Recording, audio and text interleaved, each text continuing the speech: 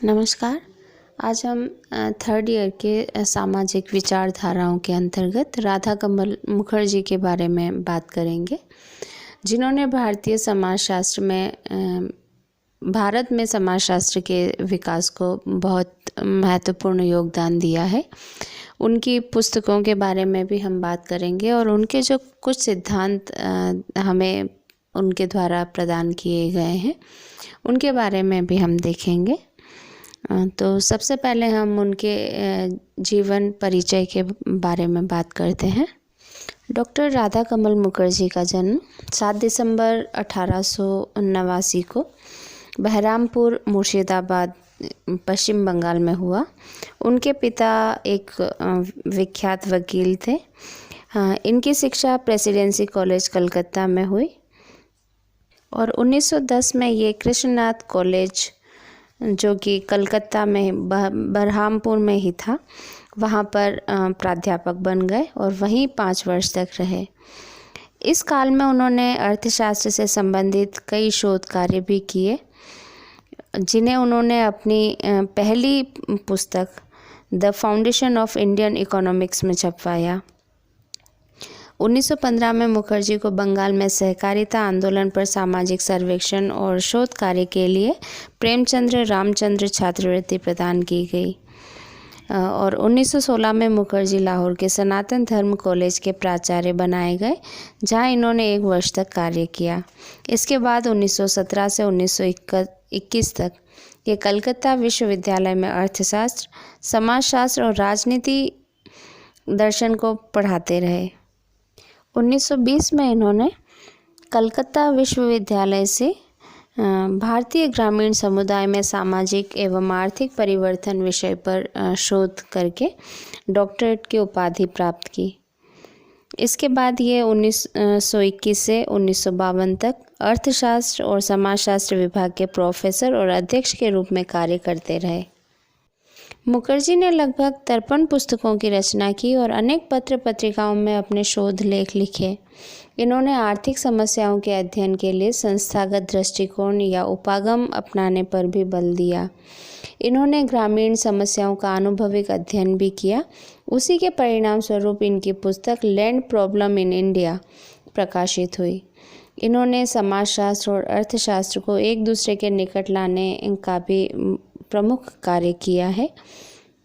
अब हम आर.के. मुखर्जी के प्रमुख समाजशास्त्रीय योगदानों के बारे में बात करते हैं।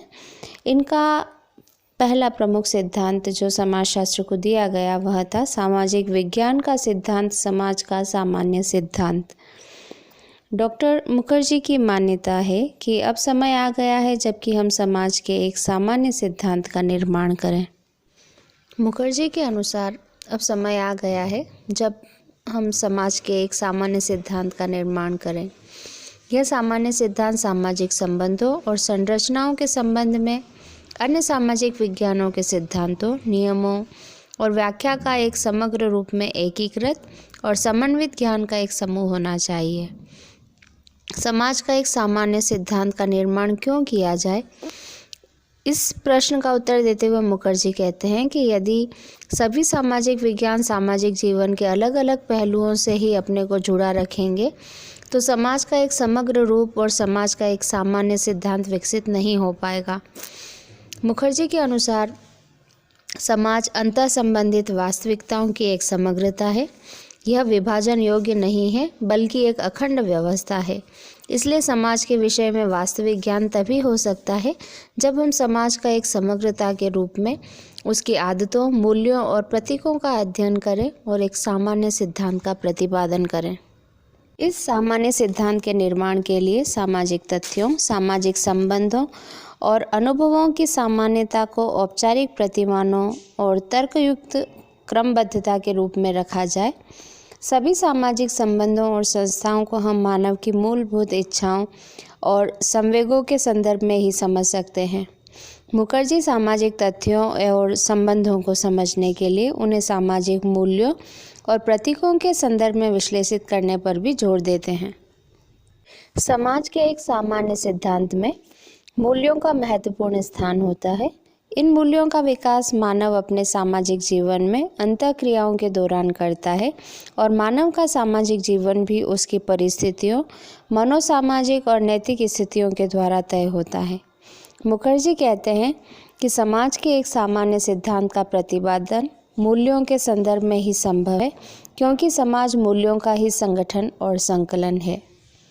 मुखर्जी ने समाज के एक सामान्य सिद्धांत का प्रतिपादन करने के दौरान ही कई समाजशास्त्रीय अवधारणाओं जैसे संस्था, संस्कृति, समूह, सामाजिक संबंध और समाज को भी परिभाषित किया।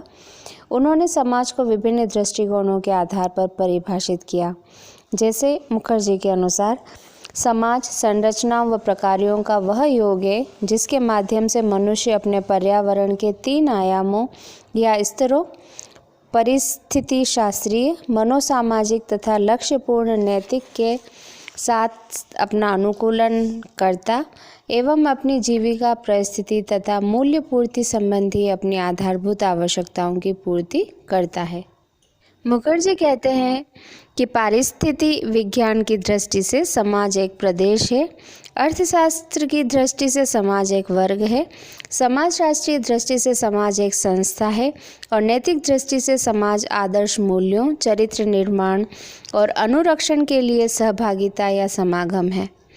समाज के एक सामान्य सिद्धांत में समाज के इन सभी पहलुओं को सम्मिलित किया जाना चाहिए। विभिन्न विद्वानों ने समाज को किसी ने बंद व्यवस्था तो किसी ने खुली व्यवस्था के रूप में देखा है। कुछ समाजशास्त्री और मनोवैज्ञानिक समाज को एक बंद व्यवस्था के रूप में व्याख्या करते हैं। उनके अनुसार व्यक्ति का व्यवहार समाज में क्रियाशील शक्तियों के द्वारा निर्देशित होता है।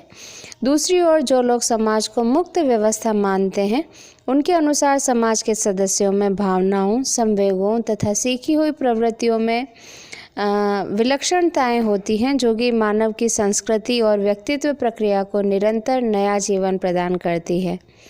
मुखर्जी का मानना है कि समाज का सामान्य सिद्धांत समाज की मुक्त व्यवस्था के सिद्धांत पर आधारित है। मुखर्जी ने मुक्त व्यवस्था के 3 पक्षों का उल्लेख किया है। पहला, प्रदेश एवं जीवन निर्वाह की मुक्त परिस्थितिगत व्यवस्था। इसके अंतर्गत समाज के लोगों को अपने जीवन निर्वाह के लिए अपनी पारिस्थितिगत व्यवस्थाओं जैसे भूमि, पेड़ पौधे, पशु पक्षियों से अनुकूलन करना पड़ता है। मानव में यह क्षमता है कि वह परिस्थितियों के नियमों को अपने पक्ष या विपक्ष में बदल सकता है। वह जीवन निर्वाह की कई नई परिस्थितियों को उत्पन्न कर सकता है और करता भी है। यही परिस्थितिगत मुक्त व्यवस्था है। दूसरा, संस्था और परिस्थिति की मुक्त समाजशास्त्रीय व्यवस्था।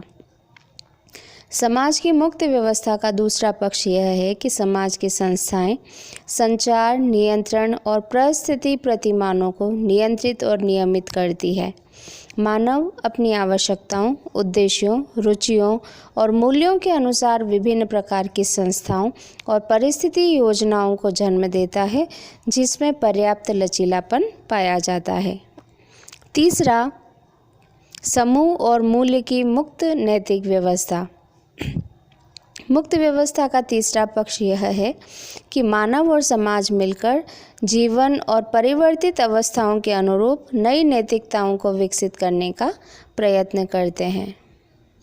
मुखर्जी ने समाज के लिए कुछ प्रकारों का भी उल्लेख किया है, जिन्हें समाज को अपने अस्तित्व के लिए नियमित रूप से पूरे करते रहना चाहिए। उन्होंने पहला प्रकार बताया कि प्रत्येक समाज के अस्तित्व के लिए यह आवश्यक है कि उसकी जनसंख्या का भरण पोषण होता रहे और निश्चित संख्या में उसकी जनसंख्या जीवित रहे। यदि किसी समाज की मृत्यु दर अधिक है तो एक समय ऐसा आएगा कि वह समाप्त हो जाएगा, और यदि समाज में उपलब्ध भरण पोषण के साधनों की तुलना में जनसंख्या अधिक है, तब भी जनसंख्या को अनेक कठिनाइयों का सामना करना पड़ेगा। इसलिए समाज को पारिस्थितिकीय संतुलन बनाए रखना चाहिए।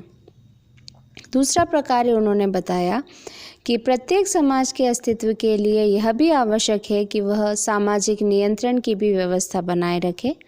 सामाजिक नियंत्रण बनाए रखने के लिए वह संस्थाओं, कानूनों और नैतिक व्यवस्थाओं का उपयोग कर सकता है। तीसरा प्रकार्य समाज के अस्तित्व के लिए यह आवश्यक है कि वह जीवन के लिए उचित मूल्यों, सेवाओं और वस्तुओं का चयन कर उनका वितरण और उपभोग करे तथा उनका उचित जीवन स्तर बनाए रखे।